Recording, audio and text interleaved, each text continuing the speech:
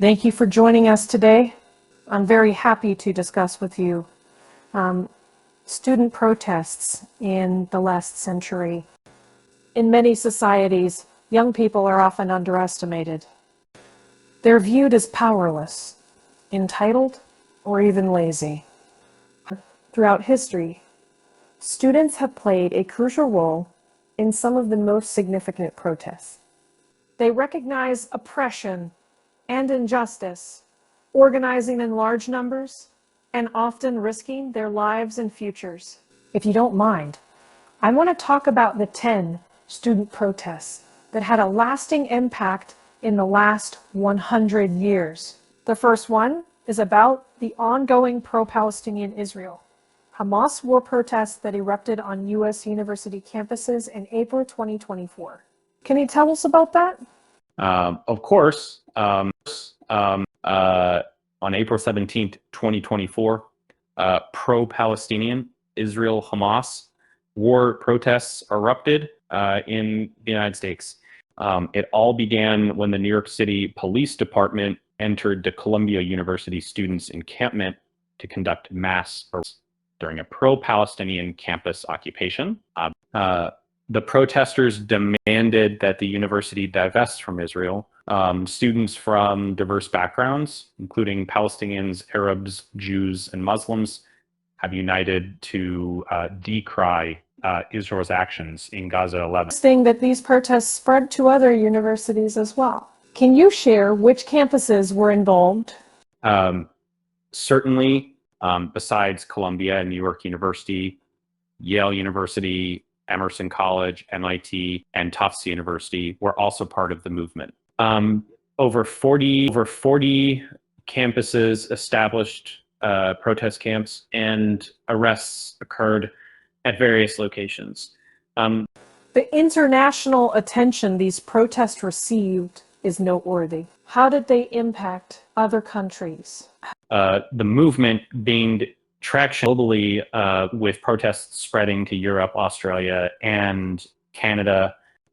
Both support and criticism came from different quarters, and our I hope magnet would mean like that Benjamin fights the name Watt short off like NERV's water. Its top Senator Bernie Sanders expressed support. Police responses faced scrutiny during these demonstrations. Can you elaborate on that? Absolutely. The police actions were closely watched, especially at Columbia University. The protests even led to the closure of Columbia and Cal Poly Humboldt for the remainder of the semester. What are the potential challenges to the university leadership? At Columbia University, the faculty senate is expected to vote on a resolution admonishing the school's president for her decisions related to the university leaders have faced criticism for authorizing police to shut down student protests on campus. These student protests seem significant. What impact do you think they'll have on society? They reflect the activism and concerns of young people. At Columbia, the faculty senate is voting on a resolution related to the protests, and university leaders are facing criticism for their decisions. Can you tell us more about the broader implications of the ongoing student protests? Absolutely. Protests highlight the boiling anger within U.S. society over the Biden administration's Middle East policies. These demonstrations may impact public opinion and influence political decisions regarding the Israeli-Palestinian conflict. Involvement of students in such movements can shape future leaders and foster a sense of social responsibility. Last question about the ongoing student protest. Could you please elaborate calls for change by the student protests? Beyond the specific issue of Palestine, student protests often lead to broader discussions about human rights, justice, and global affairs. They encourage dialogue, raise awareness, and challenge institutions to be more responsive to student voices. And then in summary, the 2024 student protests serve as a reminder of the power of collective action and the role that young people play in shaping our societies. Their demands for change can influence policies, foster empathy, and inspire future generations to advocate for justice and equality. Now let us talk about the pro-democracy youth protests that took place in Thailand from 2020 to 2022. Can you tell us more about that?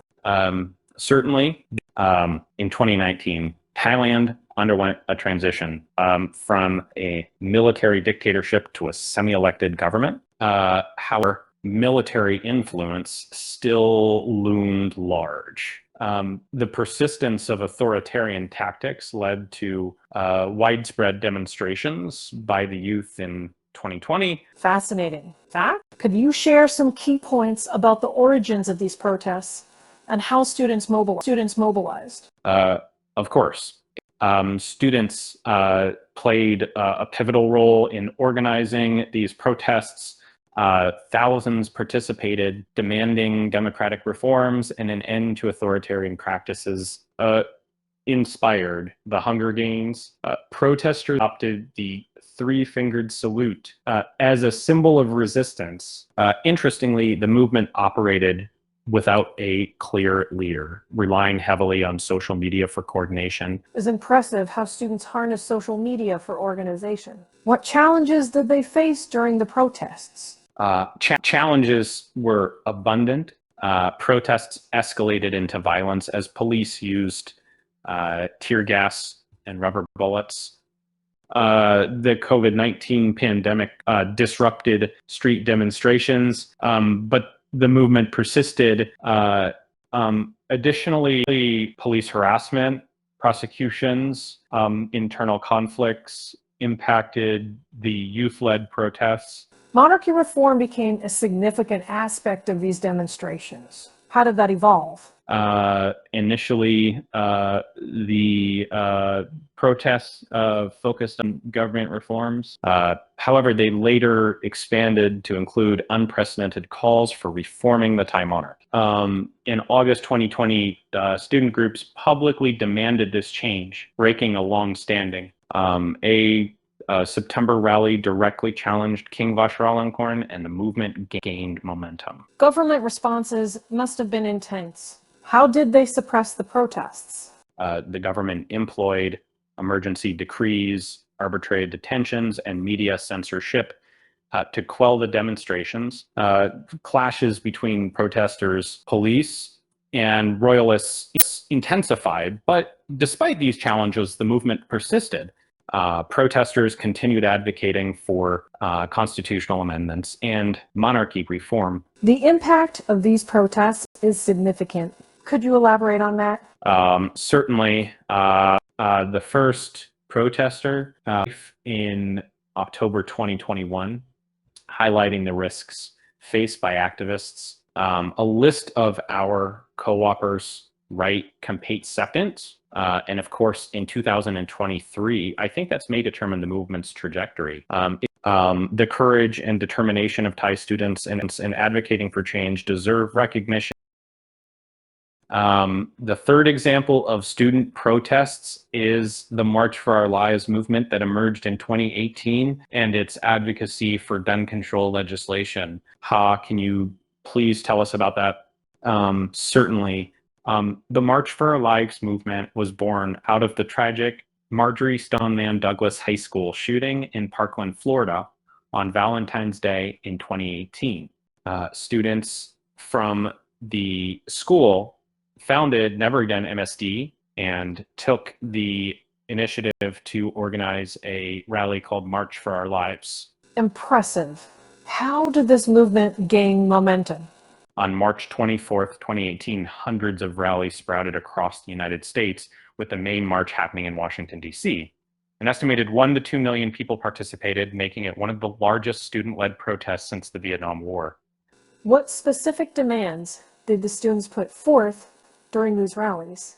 That impactedly for increased gun is the boundaries one. We're trying to keep in mind get you selling and race right to this, which pushes the defense purpose as well. And so if you have that effectively dealing, I would be sewn in of the last. The movement's impact extended beyond U.S. borders, right? Absolutely. That the movement gained international attention with solidarity rallies organized across the world as America grapples with frequent mass shootings. Students remain a powerful force in the ongoing fight for change. And what about the legacy of the March for Our Lives? The courage and determination of young activists during the March for Our Lives continue to inspire efforts toward gun control and safety. Their voices echo, urging society to take meaningful steps to prevent further tragedies.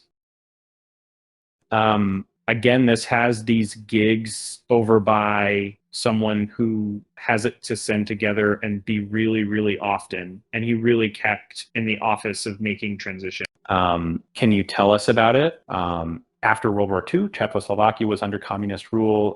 On November 17th, 1989, students gathered in Prague to commemorate a protester's death during a Nazi occupation demonstration. The student protest evolved into an anti-government movement, right? And, despite police violence, protests spread to other cities. On November 20th, 500,000 protesters assembled in Wenceslas Square. Is Václav Havel, a poet and playwright, emerged as a central leader. The Czech and Slovak regions eventually separated, and in 1993, Havel became the first president of the newly formed Czech Republic. Can you elaborate the goals of the student protests? Sure. Goals aim for the resignation of the communist government, the establishment of democracy and free elections, protection of civil rights, economic reform.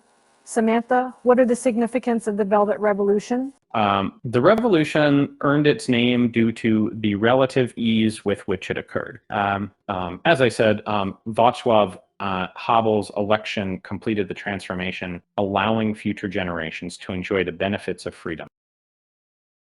Now, can you talk about the fifth example of the student protests? For me, the fifth example is the Soweto Uprising in 1976, which is about a defiant stand against apartheid.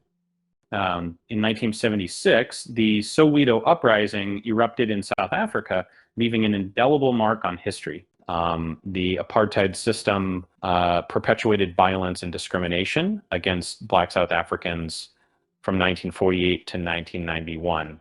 Unequal education was a central aspect of apartheid.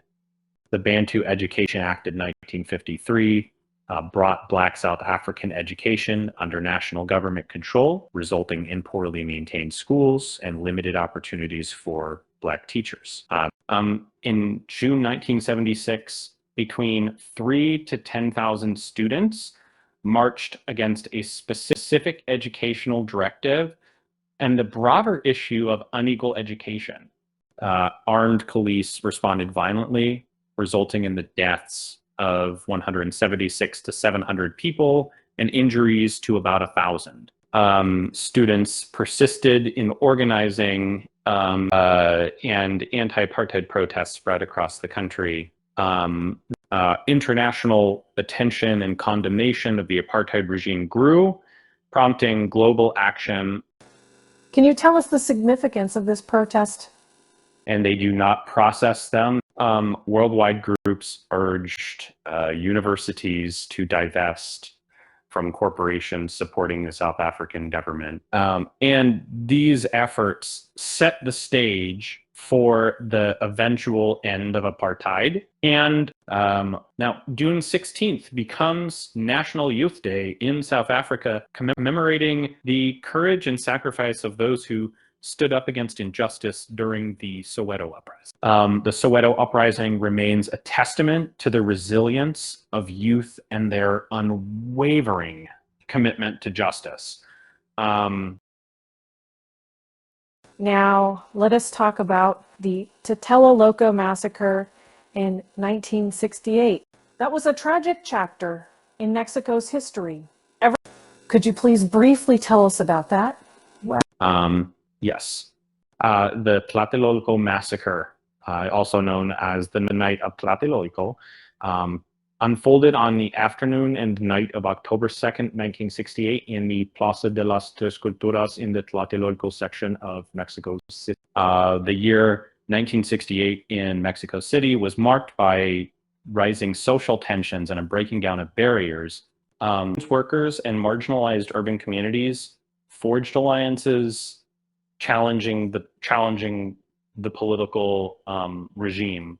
There was no central leader. Families, neighborhoods, and whole apartment buildings joined the movement. The student protests began after riot police failed to quell a fight between high school students when the police couldn't control the situation. The army intervened, resulting in the death of several students. Over the following months, protests against oppression and violence escalated. On October 2nd, 1868, thousands gathered at the Three Cultures Square in the Tlatelolco housing complex. Soldiers arrived to arrest student leaders, but when gunshots rang out, they opened fire on the crowd. Government sources claimed only 4 deaths, but witness accounts described hundreds of bodies. I read some documents that there is a dispute about the death toll. Can you tell us about it? And actual death toll remains uncertain. Estimates range from 300 to 400, with eyewitnesses reporting hundreds dead. American analyst Kate Doyle documented 44 deaths, according to U.S. National Security Archives. Additionally, 1,345 people were arrested during the events. It was tragic. Can you tell us what we can learn from it?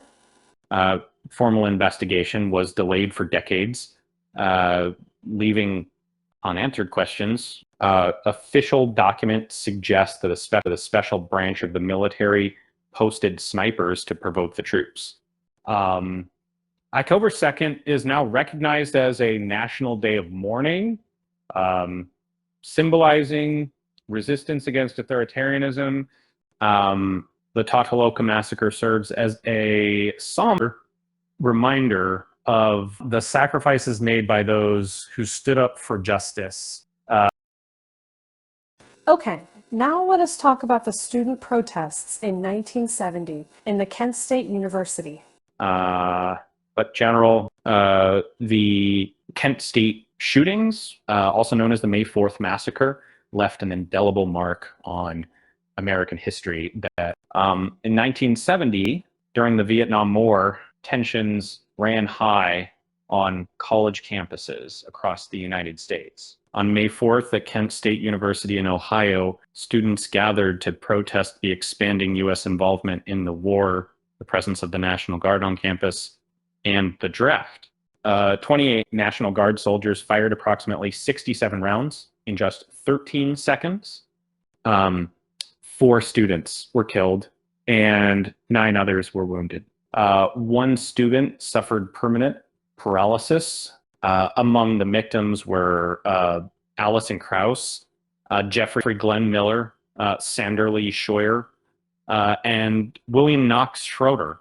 The shooting has sparked massive outrage on campuses nationwide. Over 4 million students participated in organized walkouts at hundreds of universities, colleges, and high schools.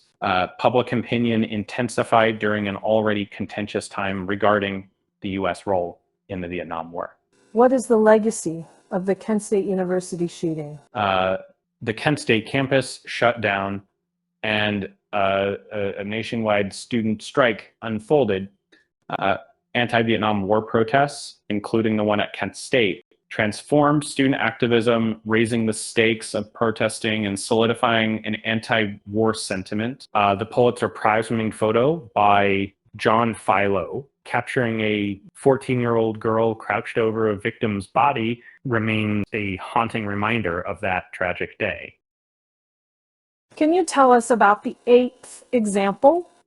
Yes, the eighth example is about the Greensboro sit-ins. It is a pivotal moment in the civil rights movement, demonstrating the power of nonviolent protest. Can you tell us more about this protest? In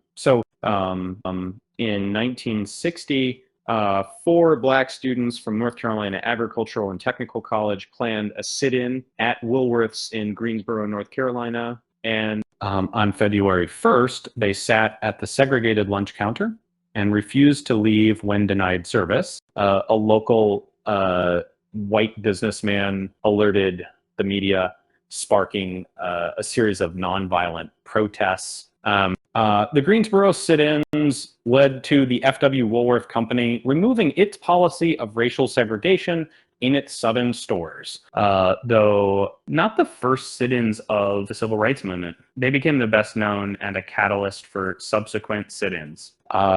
The Student Nonviolent Coordinating Committee was formed as a result. By February 5th, around 300 student protesters participated at Woolworth's. The sit-in movement spread to other college towns, including segregated libraries, hotels, and businesses. Over the summer, many establishments began integrating, including the Greensboro Woolworths. I heard that the protests were widely spread to the southern cities. Could you please tell us about that? Sure. The sit-in movement reached other southern cities like Winston-Salem, Durham, Raleigh, Charlotte, Richmond, Virginia, and Lexington, Kentucky. While most protests were peaceful, there were instances of violence, such as in Chattanooga, Tennessee, and in Jackson, Mississippi. Students from Tougaloo College staged a sit-in in 1963.